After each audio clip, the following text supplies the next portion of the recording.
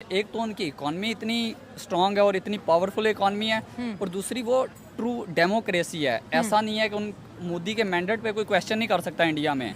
वो एक undisputed election जीत के आया हुआ है। और रशिया से उनके तल्लुकात आज के नहीं है, ये जब से इंडिया और पाकिस्तान बने हैं, ये तल्लुकात उनके तब से हैं। इंडिया इस वक्त खुद एक ऐसी पावरफुल ताकत बन चुकी है जो अमेरिका का मुकाबला भी कर सकती है, ठीक है, चाइना का मुकाबला भी कर सकती है। इतनी तरक्की कर चुके हैं कि पहला वो मुल्क इंडिया ही है। चंद्रयान 3 जिस साइड पे उतरा था नॉर्थ एरिया में, उस साइड पे अभी तक अमेरिका जैसा या चाइना जैसा भी अपना कोई सारा लॉन्च नहीं कर सका। ठीक है, ये बता दिया कि टेक्नोलॉजी में हम अमेरिका के भी बाप हैं। हमने आजाद होकर गलती की है, मैं तो ये कहूँगा। अच्छा, बिल्कुल सर, क्योंकि ये जो लीडर बार बार चोर डाकू लुटेरे वही जागीरदारों के, नवाबों के और वडेरों के लोगों की जाने गई हैं 1947 में। आप कह रहे हैं आजाद होके गलती की है। अगर हकीकी आजाद सर देखें, मेरी बात सुने, इंडिया के पास जो आप देख लें जो उनकी ट्रेन का निजाम है, या जो वो उन्होंने डबल किया है, डेवलपमेंट किया। वो उनको उसको जो ट्रेन को पटरियों को ज्यादा डबल किया। हमारे उधर आधा हो गए हैं जब से पाकिस्तान बने। मैं ये पकड़ के लाया हूँ। हाँ।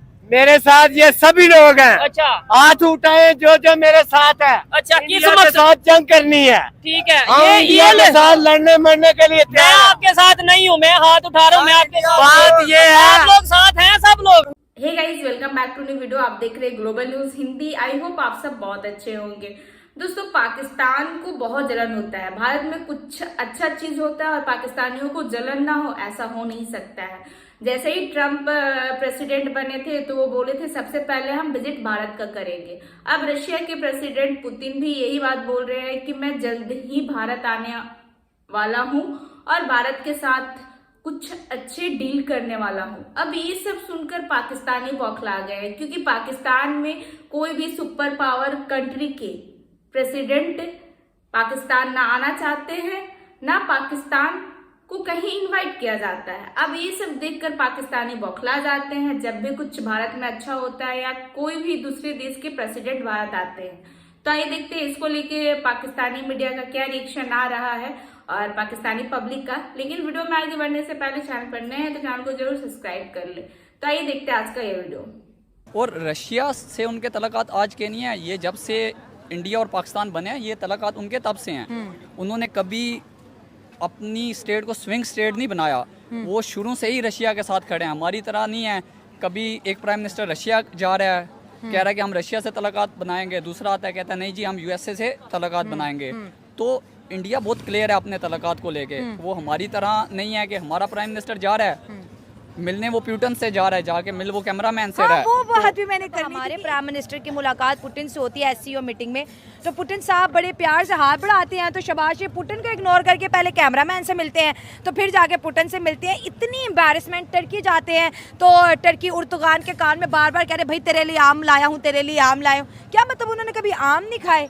क्या क्या क्या बिहेवियर है ये? तो चलो प्राइम मिनिस्टर तो नालायक है ही है। ये तो फॉरेन ऑफिस वाले लोगों का काम है। प्रोटोकॉल उसको फॉरेन प्रोटोकॉल सिखाएंगे, भाई आप प्यूटन से मिलने आए हुए हो, कैमरामैन से नहीं मिलने आए हुए। और आम तो हम वैसे भी उसको भिजवा सकते हैं। प्राइम मिनिस्टर इसके लिए थोड़ी है कि पूरा जहाज लेके जाएंगे उसको, प्राइम मिनिस्टर ऑफ टर्की को आम देने जाए। भाई आप कोई ट्रेड उनसे एग्रीमेंट करें, बोले मैं ये इन्वेस्टमेंट अपॉर्चुनिटीज लेके आया हूँ, आम थोड़ी लेके जाता है प्राइम मिनिस्टर। ये तो लोगों के घर मिलने जाए तो वो लेके जाता है, ये प्राइम मिनिस्टर का काम थोड़ी है। घर का पुतिन ने अपना विजिट करवाया और बताया कि मेरे घर में मेरी ये चीज़ें मेरी पसंदीदा है। ये चीज़ें और सोशल मीडिया पे बड़ी वायरल हो रही है। इंडिया के प्राइम मिनिस्टर की इतनी इंपॉर्टेंट, और हमारे प्राइम मिनिस्टर अगर कहीं चले जाए तो आधी कंट्रोवर्सी तो उनके खुद की वजह से होती है और इतनी इंपॉर्टेंस भी नहीं मिलती और मीटिंग्स में इग्नोर होते हुए नजर आ रहे होते हैं। उसकी वजह ये है ना कि इंडिया कुछ लोग कुछ दो की पॉलिसी पे काम करता है। वो इन्वेस्टमेंट अपॉर्चुनिटीज लेके जाता है, हमारे वाले कशकोल लेके जाएंगे तो वो उसमें बीक डाल के वापस भेज देंगे। अब बेकारी हमारे घर आएगा तो हम तो उसको गेट से ही वापस भेज देंगे ना। कोई मेहमान आएगा तो उसको घर में लेके जाते हैं। मोदी साहब उनके मेहमान थे, हमारे वाला उनका बेकारी बन के गया था, तो उन्होंने वहाँ गेट पे बीक डाली इसके कशकोल में। और इकोनॉमिकली आप बेहतर नहीं होंगे तो दुनिया में आपकी रिस्पेक्ट नहीं होगी। ठीक है, पाकिस्तान आज जिस नहज पे खड़ा है, जहां हम स्टैंड कर रहे हैं, तो दुनिया हमारी रिस्पेक्ट नहीं करेगी। ठीक है, वो चाहे शहबाज शरीफ हो या उसकी जगह हमारा कोई भी प्रेसिडेंट या प्राइम मिनिस्टर मौजूद। इसलिए हमें माशी तौर पर अपनी पॉलिसीज़ को नज़रसानी करनी पड़ेगी। और इसी अगर हम माशी तौर पर मजबूत हो जाएंगे, डेमोक्रेसी जो जिसको रियल डेमोक्रेसी कहते हैं, अब इंडिया को देख लें, वो दुनिया की सबसे बड़ी जमहूरियत है। ऑलमोस्ट 1 अरब 40 करोड़ उसकी आबादी है और 99% जो लोग हैं ना, उन्होंने कभी ये सवाल नहीं उठाया कि हमारे मुल्क में जो है वो करप्शन हुई है। और हमारी जो 25 करोड़ आबादी के अंदर भी 80% लोगों का यही दावा होता है कि करप्शन हुई है। तो और हमें होती भी है। और होती भी है बिल्कुल। और हमें ये करना पड़ेगा कि हमें सबसे पहले माशी तौर पर मजबूत होना पड़ेगा, अखलाकी तौर पर हमें हमारी कौम को मजबूत होना पड़ेगा।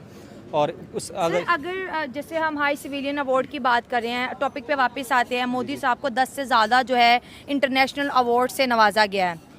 जब भी उन्हें कोई अवार्ड मिलता है वो कहते हैं ये मेरा ऑनर नहीं है, ये 140 करोड़ भारतीयों का ऑनर है। और वाकई उनके बात में ये दम भी है। इंडिया जहाँ कहीं जाता है लोग झुक के मिलते हैं, इतना वार्मली वेलकम करते हैं, इंपॉर्टेंस देते हैं। और ये दौरा सिर्फ चाय का नहीं है, बहुत से कॉन्ट्रैक्ट भी साइन हो गए। जब कहीं वो जाते हैं इंडिया के लिए कोई तोहफा लेके आते हैं। तीसरी टर्म आप इंडिया की क्या समझते हैं, जिस तरह वो अब दुनिया की जो है 5th लार्जेस्ट इकोनॉमी में, क्या तीसरी बन जाएगी वो? क्योंकि मोदी साहब अपनी ये तीसरी बारी में बहुत स्पीडीली काम करेंगे। बेसिकली कोई मुल्क है जब उसमें मैन्युफैक्चरिंग खुद की जाती है, उसका जो वो उन्होंने देखे हैं आपने, उनकी लास्ट टाइम जो उनकी पॉलिसी थी वो कह रहे थे कि मेड इन इंडिया, ठीक है। वो जितना भी था उनकी मैन्युफैक्चरिंग थी, उन्होंने चाइना से जिस तरह सोलर पैनल से और बहुत सारा रॉ मटेरियल था उन्होंने बैन कर दिया, ताकि हमारा जो ज़र मुबादला है जो हमारा वो बच जाए। और तमाम जितनी भी इंडस्ट्री थी वो इंडिया के अंदर काम करना स्टार्ट हो गई है। जब आप सारे जितने भी अपनी चीज़ें खुद बनाएंगे, आपकी एक्सपोर्ट जो है वो ज़्यादा होंगी, इंपोर्ट्स कम होंगी, आप माशी तौर पर तरक्की करेंगे तो दुनिया में आपकी इज्जत होगी।